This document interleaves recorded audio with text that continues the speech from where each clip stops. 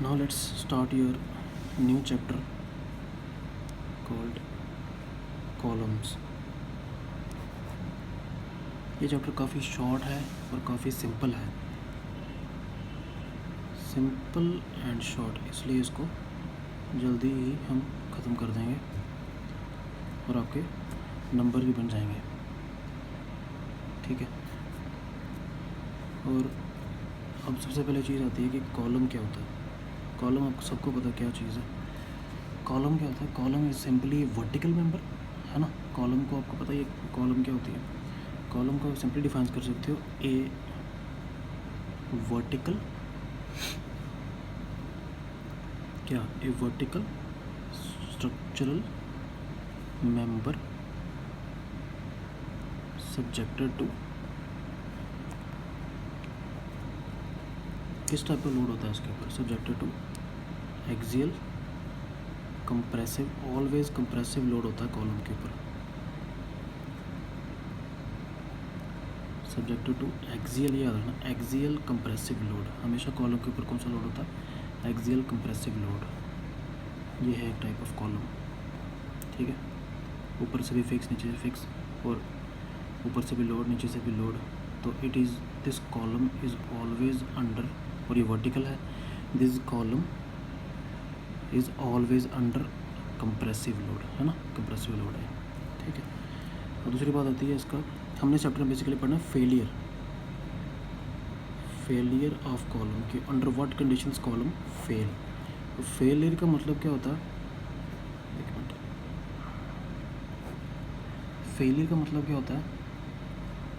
When A column crushes under load और breaks. Crushes और breaks एक ही चीज़ है, या ब्रेक हो जाती है या बकलिंग कर देती है। अब मैं चीज़ें बताता हूँ आपको क्या क्या चीज़ें होती हैं।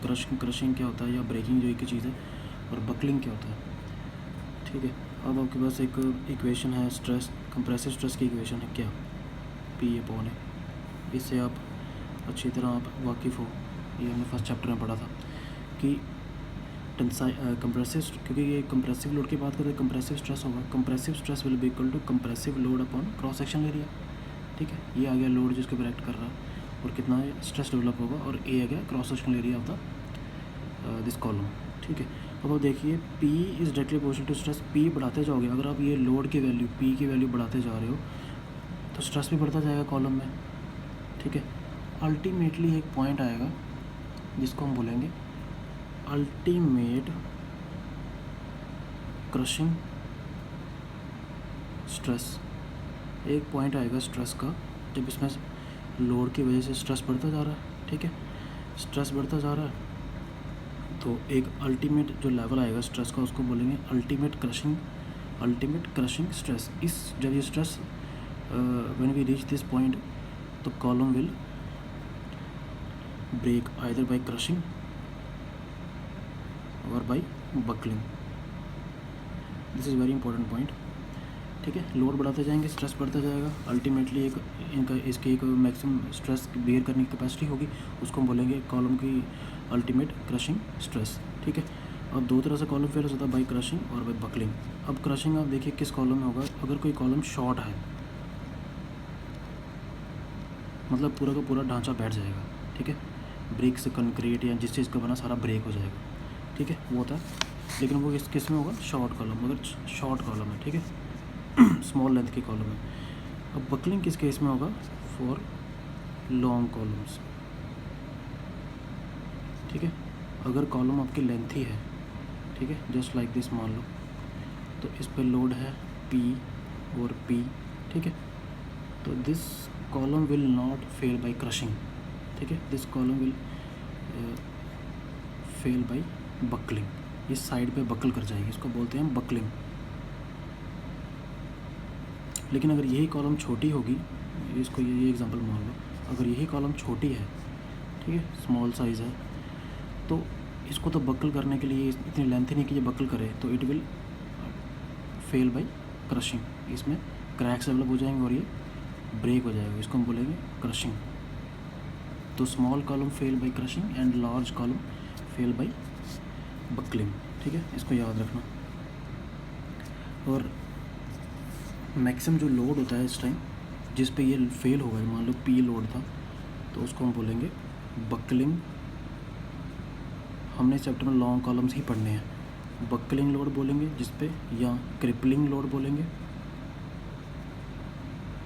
ठीक है, ये दो चीज़ें हम यूज़ करते हैं।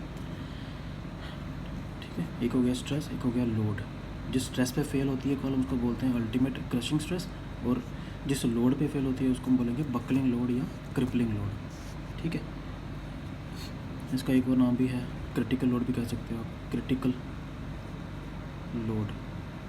ठीक है, तो इस चैप्टर में आपने बेसिकली क्रिटिकल लोड ही निकालना है या बकलिंग लोड निकालना है कि कॉलम का मैक्सिमम, ये भी हमें चीज़ वेरी इंपॉर्टेंट चीज़ है कि कोई भी कॉलम कितना मैक्सिमम बकलिंग लोड बियर कर सकती है। ठीक है, उस हिसाब से कॉलम को डिज़ाइन किया जाता है, उस हिसाब से उसको वेट रखा जाता है। ठीक है, उस हिसाब से लोडिंग की जाती है। ठीक है, तो अब देखते हैं कि बकलिंग लोड कैसे निकालते हैं। उसके लिए आपके पास दो अपने थ्योरम्स पढ़नी है। सबसे पहली है यूलर्स थ्योरी, थ्योरम या थ्योरी, यूलर्स थ्योरी। ठीक है, अब यूलर्स थ्योरी क्या कहती है,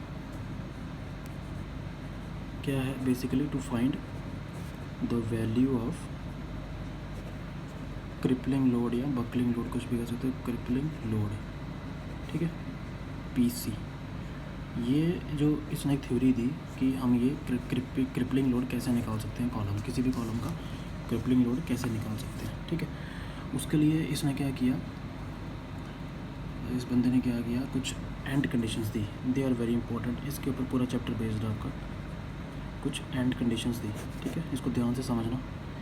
अब एंड कंडीशंस क्या है कि कॉलम की एंड कंडीशन मतलब कि कॉलम के कितने एंड्स हो गए, 2 एंड्स हो गए। ठीक, अब ज़रूरी नहीं कि कॉलम के दोनों एंड्स फिक्स्ड होंगे, कई ओपन फ्री एंडेड कॉलम भी होती हैं। ठीक है, फेलियर तो उसमें भी हो सकता है।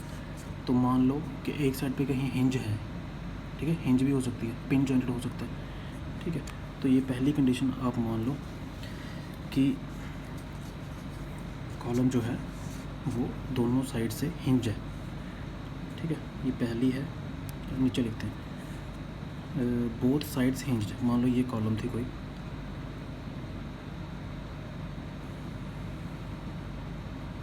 चार कंडीशंस पढ़नी है आपने। ये पहली कंडीशन है। ठीक है, दोनों साइड क्या है, हिंज है। ठीक है, अब जब इस पे लोड लगेगा, कौन सा लोड लगता है, कंप्रेसिव लोड, दोनों साइड हिंज है। ठीक है, इस टाइप के कॉलम पे अगर लोड लगेगा, it will deflect like this या बक्कल लाइक दिस। ठीक है, अब ये मान लो इसकी ओरिजिनल लेंथ थी, लेंथ ऑफ कॉलम। ठीक है, या हाइट जो भी है, लेंथ ऑफ कॉलम। तो ये कंडीशन क्या है आपकी, पहली, बोथ एंड्स हिंज्ड या पिन जॉइंटेड। ठीक है, दोनों एंड्स अगर हिंज्ड होंगे तो आपने देखो, एक होती है लेंथ, एक होती है इक्विवेलेंट लेंथ। इक्विवेलेंट लेंथ बोल सकते हैं आपको उसको। ठीक है, अब इक्विवेलेंट लेंथ का मतलब क्या होता है, इक्विवेलेंट लेंथ होगी जैसे ये जो आपकी, ये तो ओरिजिनल लेंथ आ गई ना एल। अब ये जो लेंथ है दूसरी वाली, ये होगी आपकी जो डिफ्लेक्शन के बाद, ये बकलिंग के बाद जो लेंथ बनती है। अब बकलिंग के बाद लेंथ कैसे निकालते हैं, वो अपने वही पॉइंट देखने जहाँ पर कॉलम जो है बकलिंग स्टार्ट हुई और ख़त्म हुई है। ठीक है, तो वो एंड तो वही रहे ना, कॉलम तो मूव किया नहीं, एंड तो वही रहे, तो इक्विवेलेंट लेंथ भी यही होगी। ठीक है, मैं इसके अलग अलग केस बताऊंगा आपको। ये होगी इसकी इक्विवेलेंट लेंथ, मतलब जहाँ से बकलिंग स्टार्ट हुई, जहाँ बकलिंग दोनों एंड्स, उसके बकलिंग दोनों साइड से हो रही है, उसके दोनों एंड्स। ठीक है, तो इस केस में एल ई किसके बराबर होगा, देखो L E will be equal to L, बस ये इंपॉर्टेंट है। L E will be equal to equivalent length will be equal to original length. ठीक है, अब देखते हैं और केस। इस केस में, सेकंड वाले केस में क्या आता है। अब सेकंड वाले केस में क्या करते हैं कि एक एंड हम फिक्स रखते हैं या दोनों को फिक्स रख के, पहले केस देखते हैं सिंपल वाला, कि दोनों को फिक्स रख दिया, दोनों एंड्स फिक्स्ड। ठीक है, ये कॉलम तो आपने आराम से देखी होगी, बड़ी बार देखी होगी। तो ये मान लो कॉलम, ठीक है, ये कॉलम आ गई फिक्स। कौन सा लोड होगा, ये होगी इक्विवेलेंट लेंथ होगी ना, इक्विवेलेंथ नहीं, सॉरी ओरिजिनल लेंथ इसकी। लोड डाला इसके ऊपर P, कंप्रेसिव लोड। ओके, अब इस पर क्या होगा, इस कॉलम पे क्या इफेक्ट पड़ेगा। ठीक है, पहले आप लिखो क्या है ये, बोथ, पहले both hands hinged. Both hands hinge में क्या होता है, एंड्स जो होते हैं फ्री होते हैं। ठीक है, मतलब फ्री नहीं होते, फ्री नॉट मूवमेंट में फ्री नहीं होते, बस थोड़ा सा ही मूव कर सकते हैं अपनी लोकेशन पे, just like a hinge. Both ends fixed, और फिक्स्ड में ये एंड्स बिल्कुल नहीं मूव कर सकते। कंक्रीट में फिक्स की, मतलब एक रॉड है स्टील की, उसको फिक्स किया कंक्रीट में। ठीक है, बोथ एंड्स अगर फिक्स, और दोनों एंड फिक्स होंगे तो अब देखिए कि अब बकल तो इसने करना ही करना, क्योंकि लोड जब पड़ रहा है। ठीक है, जब लोड पड़ेगा, लेकिन ये क्या होगा कि क्योंकि यहाँ पर इसकी स्ट्रेंथ ज़्यादा है और यहाँ पर स्ट्रेंथ ज़्यादा है, इसलिए इस पॉइंट से बकल नहीं करेगी, थोड़ा सा इससे ऊपर जाके और थोड़ा सा इससे नीचे आके यहाँ से बकलिंग शुरू होगी इसकी। डॉटेड बनाना था ये। ठीक है, ये इसको थोड़ा सेमी सर्कल टाइप बनाना, ये ऐसे आएगी इसकी बकलिंग। ठीक है, और बाकी कॉलम ऐसा ही रहेगा, ऐसे। ठीक है, अब देखिए, अब बकलिंग शुरू हो रही है यहाँ से और यहाँ से। ठीक है, दोनों जगह शुरू हो रही है। अब देखो इक्वल लेंथ क्या आएगी, this will be equivalent length, है ना। अब चेंज होगी ना, अब इसकी वैल्यू कितनी होती है इक्वल लेंथ की, अगर आप देखो इस क्वेश्चन में, तो वो होगी आपकी L/2। ठीक है, वो होगी कितनी, L का आधा। ये थोड़ा सा और नीचे आना था, तब आपको बिल्कुल विजुलाइज कर सकते थे आपकी, ये आएगी L/2। ठीक है, अब आ जाओ आप थर्ड कंडीशन। थर्ड कंडीशन में क्या करना है, एक एंड जो है उसका फिक्स रखते हैं,